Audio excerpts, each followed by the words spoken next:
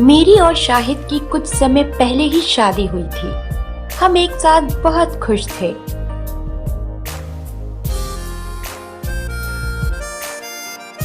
शाहिद मेरा बहुत ख्याल रखते थे।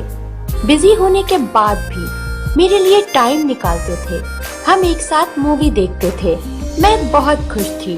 मैं एक ऐसी ही जिंदगी अपने पति के साथ बिता रही थी जिसकी हर लड़की तमन्ना करती है।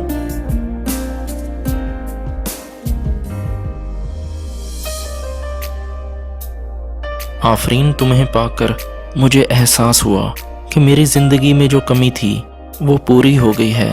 तुम जैसा जीवन साथी पाकर मैं बहुत खुश हूँ। शाहिद, आप जैसा जीवन साथी भी हर लड़की के नसीब में नहीं होता। मुझे जिंदगी और मौत से कभी डर नहीं लगा, पर आपसे बिछड़ने का ख्याल भी मुझे डरा देता है।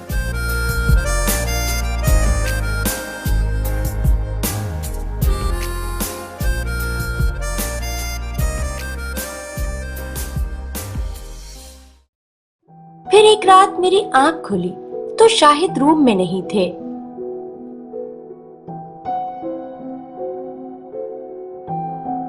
ये शाहिद कहाँ चले गए?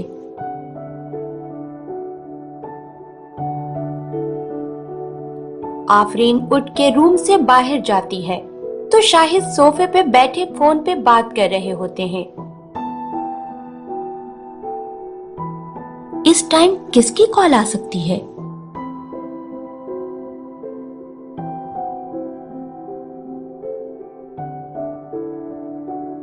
शाहिद फोन बंद करके वापस आने लगता है तो आफरीन को खड़ा देख के हैरान रह जाता है। आफरीन, तुम कब उठी? किसकी कॉल थी? किसी की नहीं, बस वो एक ऑफिस का काम था, वही डिस्कस कर रहा था।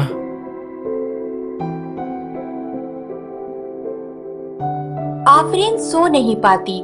वो सारी रात यही सोचती रहती है कि आखिर इतनी रात को किसकी कॉल आ सकती है। कहीं शाहिद मुझे धोखा तो नहीं दे रहे? नहीं नहीं, ऐसा नहीं हो सकता। शाहिद तो बहुत मोहब्बत करते हैं मुझसे।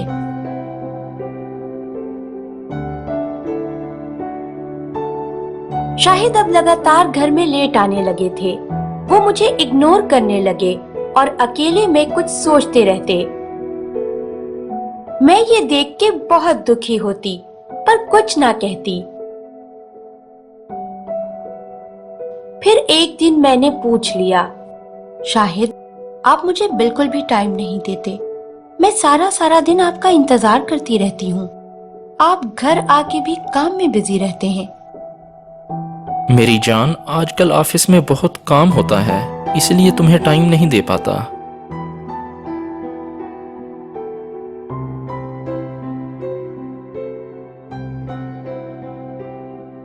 फिर एक दिन वो घर आके इतनी देर फोन पे बात करते रहे।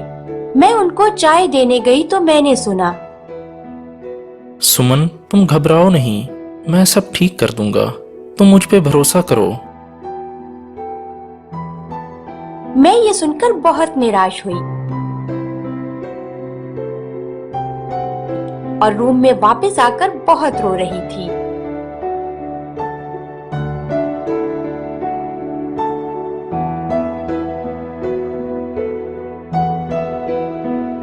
आफरीन, आज इतनी जल्दी सो गई तुम?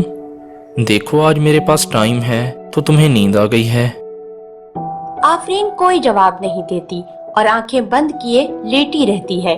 शाहिद भी लाइट ऑफ करके सो जाता है, पर आफरीन सारी रात रोते हुए गुजारती है।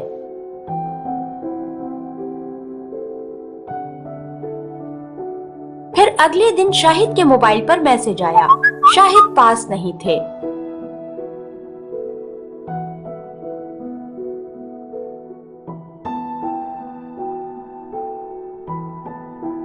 अरे, इस पर तो स्क्रीन लॉक लगा है।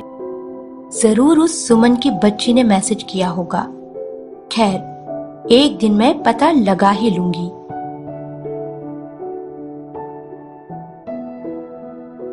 सुनिए, आज आप जल्दी आ जाएंगे? मुझे मार्केट तक जाना है। आज तो पॉसिबल नहीं है, मुझे काम है, फिर कभी चलेंगे। शाहिद ऑफिस चले जाते हैं। फिर आफरीन शॉपिंग करते हुए शाहिद और सुमन को कैफेटेरिया में एक साथ देख लेती है।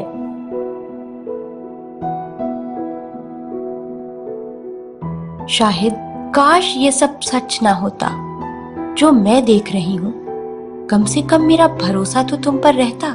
मेरे शक को आज विश्वास में बदल दिया है तुमने।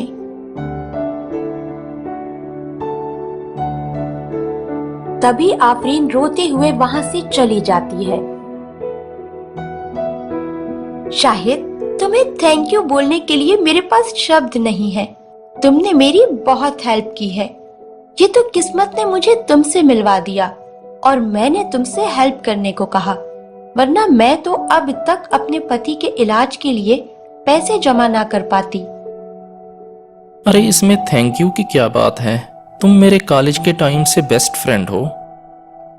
हाँ शाहिद, तुम जानते हो ना, मैं तुम्हें पसंद करती थी, तुमसे मोहब्बत की थी, पर तुमने आफरीन से शादी कर ली। सुमन, तुम सब जानती थी मैं आफरीन से प्यार करता था। खैर, जो होता है अच्छे के लिए ही होता है। आफरीन जैसा जीवन साथी पाकर मैं बहुत खुश हूँ। अच्छा ये बताओ, तुमने मुझे लोन लेकर दिया, इतनी फाइनेंशियल हेल्प की, क्या ये सब बातें आफरीन को पता हैं? अरे नहीं, अभी तक मैंने उसे कुछ नहीं बताया। तुम जानती हो, उसे सब पता है कि तुम मुझसे मोहब्बत करती थी। इसी कारण मुझे डर है कि वो शक करने लगेगी। शाहिद आफरीन के फेवरेट फ्लावर्स लेकर जब घर पहुंचता है तो आफरीन उसको दिखाई नहीं देती। तभी बेड की साइड टेबल पे उसको एक नोट मिलता है। मैं सब जान गई हूँ, तुम मुझे चीट कर रहे हो। आज अपनी आंखों से तुम्हें सुमन के साथ डेटिंग करते हुए देखा है। तुम जैसे बेवफा के साथ रहने से अच्छा है मैं अपने माता पिता के घर चली जाऊं। शाहिद ये सब पढ़कर बहुत दुखी हो जाता है कि आफरीन कितना गलत समझ रही है।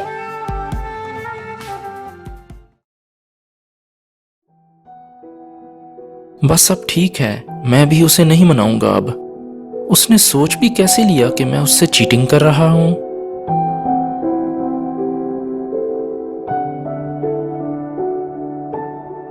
समय गुजरता जाता है, मेरी और शाहिद की कोई बात नहीं होती। मैं घंटों उसके फोन का इंतजार करती रहती हूँ। खाना पीना भी छोड़ दिया था मैंने। इतने दिन हो गए, शाहिद ने मुझसे एक बार भी कांटेक्ट नहीं किया।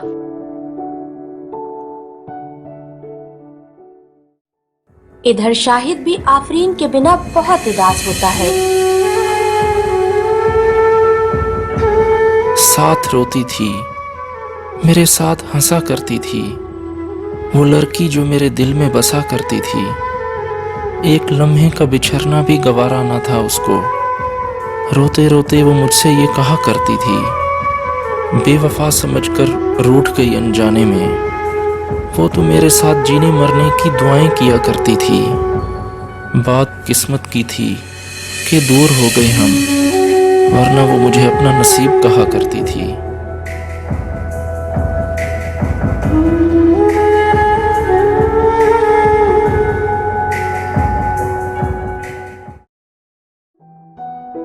आफरीन, जिद छोड़ दो। तुम तो उससे मोहब्बत करती हो ना, तो चली क्यों नहीं जाती वापस? सब कुछ जानने के बाद भी आप ऐसा कह रही हैं? हाँ, क्योंकि तुम्हें इस तरह दुखी नहीं देख सकती मैं। शाहिद भी तुमसे प्यार करता है। रहने दे बस। इतने दिनों से कोई कॉल कोई मैसेज नहीं किया उन्होंने। सुमन के साथ ही होंगे। आफरीन देखो, शादी के बाद औरत को ही कॉम्प्रोमाइज करना पड़ता है, बहुत सी बातों को बर्दाश्त करना पड़ता है। इतनी सी बात पे घर छोड़ के नहीं आ जाते। इतनी सी बात है क्या? मैंने उसे सुमन के साथ देखा है, जो उसे पसंद करती थी। कभी कभी आंखों से देखा और कानों से सुना भी सच नहीं होता। तुम उससे बात किए बिना ही घर छोड़कर आ गई हो।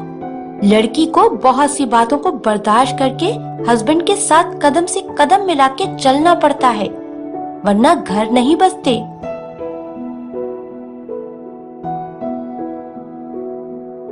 हेलो आफरीन, मैं सुमन बात कर रही हूँ। प्लीज अपना घर खराब मत करो। ऐसा कुछ भी नहीं है जैसा तुम सोच रही हो।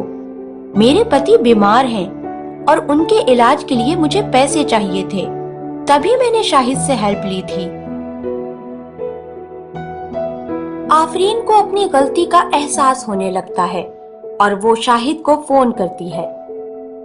हेलो शाहिद, मैं घर आना चाहती हूँ, तुम्हारे बिना नहीं रह सकती।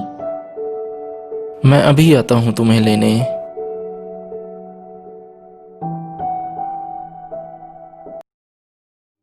शाहिद, मुझे माफ कर दें, मुझे आपको बिना बताए घर छोड़ के नहीं जाना चाहिए था। आफरीन, क्या हमारे दरमियान ट्रस्ट इतना कम था कि तुमने जो देखा उस पर विश्वास कर लिया, मुझसे पूछा तक नहीं? आपको पता है, मैं आपसे बहुत मोहब्बत करती हूँ। किसी और के साथ देख के मैं बर्दाश्त नहीं कर पाई। इसमें मेरी भी गलती है, मुझे तुमसे छुपाना नहीं चाहिए था। तुम रूठ जाओ मुझसे, ऐसा कभी न करना। मैं एक नजर को तरसूं, ऐसा कभी न करना। मैं पूछ पूछ हारूं, 100 सवाल करके तुमको जवाब ना दो, ऐसा कभी न करना। मुझसे ही मिल के हंसना, मुझसे ही मिल के रोना, मुझसे बिछड़ के जी लो, ऐसा कभी न करना। तुम चांद बन के रहना, मैं देखती रहूंगी। किसी रोज तुम न निकलो, ऐसा कभी न करना।